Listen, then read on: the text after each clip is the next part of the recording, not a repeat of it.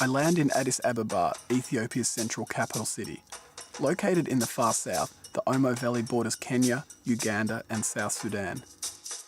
The closest access point to the valley is Jinka, 800 kilometres away. Despite the 3-day journey being slow, backbreaking and cramped, I'm falling in love with this country. I'm mesmerised by the diverse landscape and the people walking through it.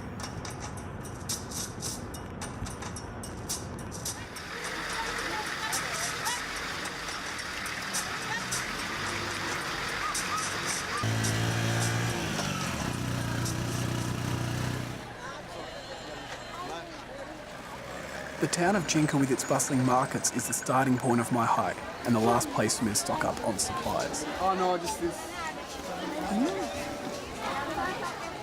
It's also where I learned that hiking solo across the Omo hasn't been done this way before, and my inquiries are getting the attention of everyone in town, and the local government grows suspicious of my motives. How much? Butter? Poulet. Poulet for... I learned there are no trained guides for hiking in the Omo, and I'm recommended a Mursi named Olitula. He grew up in the Omo Valley but now lives in Jinka. He has no experience, so I'll be relying on his instincts and connections. He's very keen to join me as he wants to learn how to use a video camera, so I'll be teaching him along the way. The plan is to hike 500 kilometres through the heart of the Omo and stop at various Mursi villages.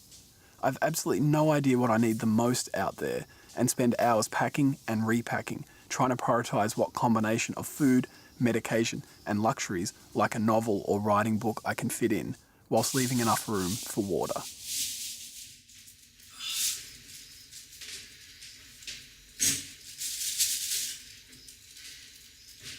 It has been the absolute craziest 4 or 5 days since I got to Jinka, and trying to organise this trek has just been this roller coaster ride of conflicting information, lots of things changing and a lot of setbacks. It all started with people saying there's no way we are to trek in this area, and then other people said make sure you get a guide, but it'll have to be a guide from that area, because if you're going into Mursi land, the RE guides won't go in there, they're too scared because they'll be killed because of tribal conflicts. And I'm kind of thinking I'm going into this area, and then people say, no, you'll be fine, they don't worry about tourists, so just have someone from that area. But then someone else said that they view tourists, they think they're business people coming in who are going to take their land, and so, and I said to a woman, I said, how bad could it get? Like, it's not like they could sort of string me up in a tree and gut me. And she just kind of looked off and thought for the longest time, and then went, so can you show me a map? And that was it. So I'm like, my God, what am I doing going into this territory? And then went down to the tourist office, and they refused to give me a permit to go hiking in there, which is kind of strange because you don't need a permit, you just need to register. And 2 journalists only last week were locked up in the area because they were taking photos and asking too many questions, and I think that they thought I was a journalist. So 24 hours later we managed to wrangle a permit to get into the park, and then we're sort of set to go. So now it's the night before I leave, and to be honest, it's really mixed emotions. There's a nervous excitement and anticipation, but at times I've been scared. You know, I'm going into an area that is a harsh landscape. Nobody speaks English. My guide doesn't even speak English, and food and water are limited in areas, and I'm thinking, why couldn't I just go on a normal trek? To reach the Omo Valley is a steep day-and-a-half walk through rural villages inhabited by the Ari.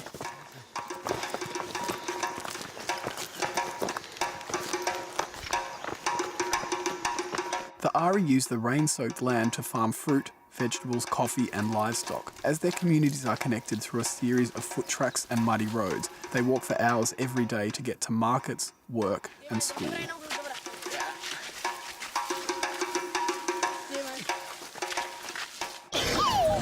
So I've stopped for lunch on the first day, and do you ever get the feeling that you're being watched? This is the proximity and people that have sat or stood around me while I'm eating my lunch.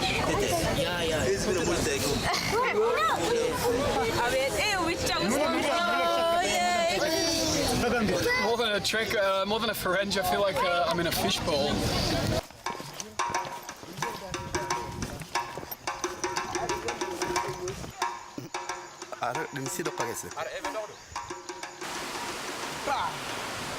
When we start crossing a river, the man we met 2 hours ago and whose donkey's carrying our packs disappears down a different route. He has everything I own. I feel incredibly vulnerable. I just have to accept that every day I must put my trust in complete strangers.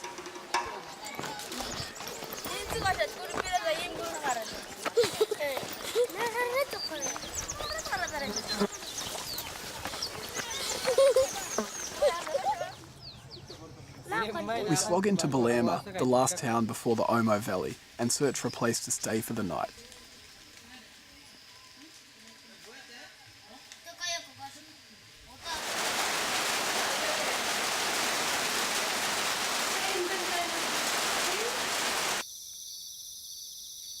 እነዚህን እንግዶችን አንተ ስለሰጠን ተመስገን። ይህን ምግብ ባርከህ ስጠን በኢየሱስ ክርስቶስ አሜን። Amen. Yeah. Ishi, that's the way. ያነሳሽ ነው ሞማ ፍዳከዋል ጫና አድርጎ